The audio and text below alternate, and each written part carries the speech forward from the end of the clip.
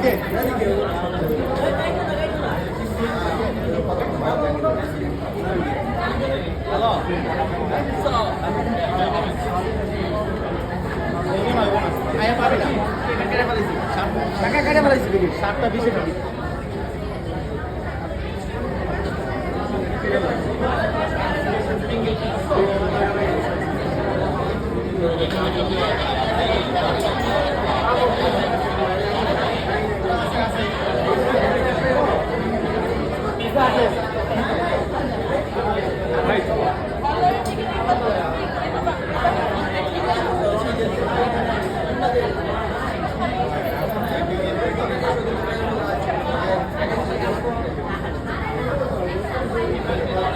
1200 টাকার পিৎজা কিনলে আপনার জন্য 300 টাকা ডিসকাউন্ট নেন।